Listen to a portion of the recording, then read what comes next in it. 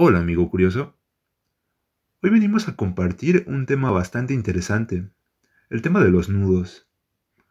Pero no son los nudos que conoces, no son esos nudos que le haces a tus zapatos o el que le haces a tu corbata todas las mañanas, ni tampoco son esos nudos que te enseña tu amigo Bob Esponja. ¡Aún hay más! ¡La cadena del mono! ¡El puño del mono! ¡El mono! Hoy te venimos a hablar acerca de estos nudos. Matemáticamente definimos a los nudos como una clase de equivalencia de encajes de la 1 esfera S1, es decir, los puntos de R2 que tienen módulo 1 en R3. La clase está dada por la equivalencia isotópica de funciones, pero ¿qué es isotopía?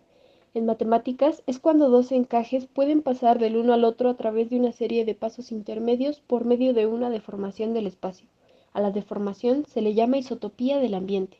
Por suerte, hemos traducido para todos ustedes cada parte de la definición para comprenderla mejor. Cuando hablamos de la 1 esfera S1, es simplemente una circunferencia como todos la conocemos, y R3 se refiere al espacio en tres dimensiones. Para explicar mejor los encajes, primero imaginemos algo. Imaginemos que tenemos un círculo y que este círculo lo cortamos de algún lado. Después, todo eso lo enredamos, como tú lo imagines. Y por último, los extremos previamente cortados los volvemos a unir. Ahora lo ves y tienes un nudo. ¿Y a qué nos referimos con que la clase esté dada por la equivalencia isotópica de funciones? Imaginemos que tenemos un nudo y que este nudo lo queremos transformar en otro, pero sin cortarlo. Esto significa que al final tenemos el mismo nudo. A esto nos referimos con la equivalencia isotópica de funciones.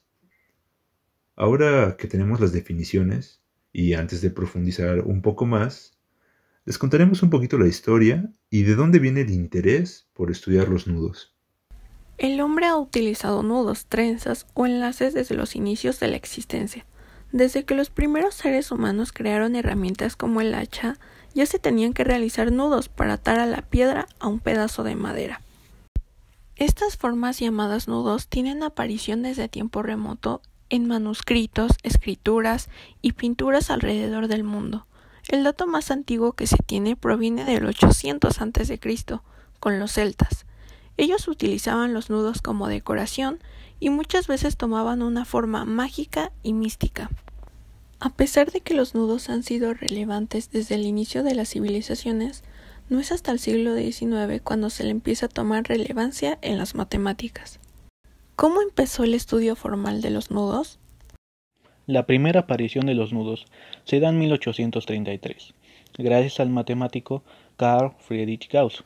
Este empezó realizando una integral, que posteriormente la llamaría número de enlace, y esta empezaría a describir a los nudos. Claro, esto sin que Gauss lo supiera, ya que él no tenía idea de qué eran los nudos. Gracias a la integral, y con la ayuda de Johann Listing, se acuñó el término topología. Por otra parte, Tate, Thomson y Maxwell intercambiaron cartas, en las que inventaron muchas ideas topológicas, mientras miraban los nudos. Pronto descubrieron las contribuciones de 1847 de Listing a la teoría de nudos. En 1876, Tate inició un intenso estudio de los nudos, intentando clasificarlos. Ha publicado 7 documentos sobre nudos en las actas de la Royal Society de Edimburgo en el año académico de 1876 a 1877. Lord Kelvin, en 1860, llegó a una teoría que decía que los átomos estaban formados por nudos y cada átomo era distinto en cruces y curvas, dependiendo del elemento en concreto. Por otro lado, Thomson vio la permanencia de la forma como una posible explicación de los átomos, y por lo tanto explicaría la forma en que se podrían construir los diferentes elementos. Pero Tate no estaba convencido por la idea de Thomson, ya que, aunque es una idea hermosa, es bastante incorrecta. La idea llevó a Tate, Thomson y Maxwell a comenzar a trabajar en la teoría de los nudos, ya que los bloques de construcción básicos en la teoría del átomo de vórtice de Thomson serían los anillos anudados en 3 dimensiones. Por Helmholtz, según la teoría de un fluido perfecto, estos anillos anudados, aunque podrían distorsionarse, conservarían el mismo nudo que una cuerda circular anudada, que se puede mover, pero la forma del nudo permanece invariable. Gracias al experimento Michelson-Morley, la teoría fue descartada. Los físicos perdieron interés en los nudos, pero los matemáticos siguieron intrigados. Al continuar con el estudio de los nudos, se dieron cuenta que puede ser bastante difícil darle sentido a un pedazo de cuerda enredada y decidir cuándo ésta puede ser desenredada y si es así, cómo. Es igualmente difícil decidir si dos enredos son equivalentes. Tales preguntas podrían no escucharse como matemáticas si uno está acostumbrado a pensar que las matemáticas tratan de sumar, restar, multiplicar y dividir. Pero de hecho, en el siglo XX, los matemáticos desarrollaron una teoría bastante profunda de los nudos, con maneras sorprendentes de responder preguntas como cuándo un enredo dado puede ser desenredado. Los matemáticos se dieron cuenta de que el estudio de los nudos en 3 dimensiones era muy complejo, por lo que decidieron estudiarlos en 2 dimensiones mediante diagramas que representan la proyección del nudo en un plano, como las sombras. Dentro de estos diagramas podemos observar dos partes del nudo, el arco y el cruce. El arco es la curva formada por el nudo, que corre de un punto A a un punto B, mientras que el cruce se forma por la intersección de segmentos de cuerda. Cuando el matemático Tate comenzó sus estudios, llegó a la conclusión que los nudos de esos cruces no pueden existir, pues al darles vuelta obtenían un único círculo de cuerda, al que llamó nudo trivial. Con esto en mente, empezó a clasificar cada uno de ellos de acuerdo al número de cruces que tenían.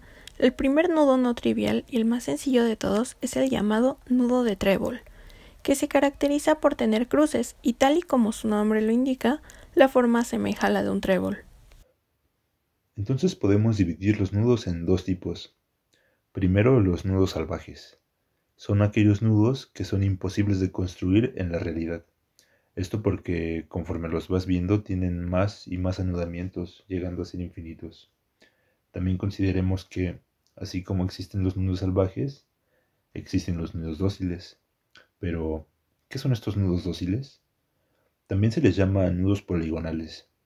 Son aquellos cuya imagen está formada por números finitos de segmentos de recta. En un nudo dócil tenemos, por ejemplo, el nudo de tres cruces, también conocido como nudo de trébol. Es más complicado explicar en qué consiste un nudo salvaje, pero intentémoslo y pongamos el siguiente ejemplo. Si tenemos un collar hecho de esferas, este collar lo intentamos anudar y estas esferas son espejos, se puede observar un fenómeno muy parecido al colocar dos espejos paralelos en una habitación. En cada uno de los espejos del collar podríamos ver la imagen reflejada de las demás esferas, copiando el resto del nudo, y podríamos pensar que la imagen reflejada de todas las esferas forman un nuevo collar con esferas más pequeñas. Para poder resolver si dos nudos son iguales, los matemáticos se dieron cuenta que era necesario buscar características invariantes de los mismos. Una de estas ideas fue el número cromático. Este se obtiene usando ruedas de colores con las cuales pintaremos los diferentes trazos del nudo, cumpliendo ciertas reglas. La primera, deben usarse al menos dos colores. La segunda, los tres arcos que inciden en cada cruce son de tres colores distintos o todos del mismo color. En este caso, como usamos solo tres colores, decimos que el número cromático de este nudo es 3. Si dos nudos tienen diferente paleta de colores, se puede asegurar que son nudos distintos. Sin embargo, si tienen la misma paleta de colores, no necesariamente son iguales. Como podemos verlo, es por eso que este indicador es poco fino y se trataron de crear otros métodos para identificar nudos. Otra técnica para encontrar equivalencias en los nudos fue simplificar lo más posible, usando 3 movimientos, conocidos como jugadas de Reidemeister. Esto se define como 2 diagramas de nudos, D y D', representan el mismo nudo si y solo si existe una sucesión finita de movidas locales, R0, R1, R2, R3, que mandan D en D'. La primera movida trata de distorcer los nudos. La segunda movida va de pasar un rizo por encima o por debajo de otro. La tercera movida es pasar un arco por encima de un cruce. Y algo curioso es que realmente esto ya se vuelve muy complicado. ¿Por qué? Porque conforme los cruces aumentan en el nudo, la cifra de movidas que tienes que hacer se vuelve un número inimaginable.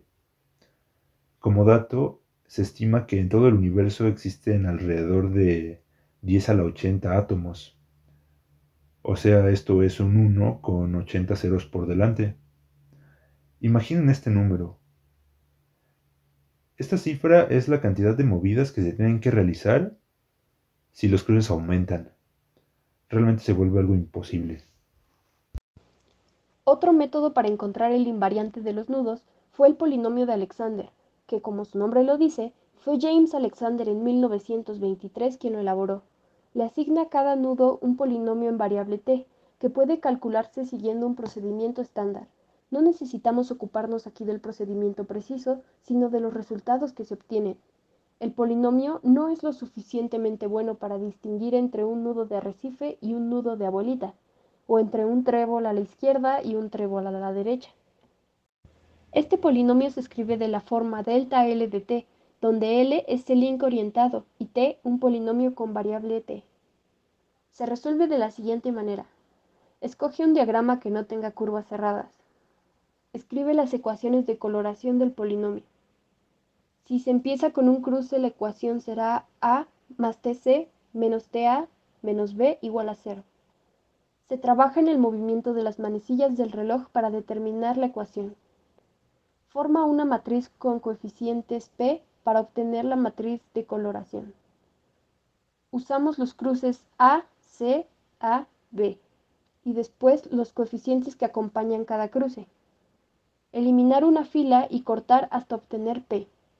Eliminar la fila superior y la primera columna de la izquierda para obtener p. El polinomio de Alexander es igual a la determinante de p. A pesar del estudio para poder encontrar un invariante en los nudos, todas estas cuestiones hasta la fecha no han sido resueltas. ¿Algún día podremos demostrarlo?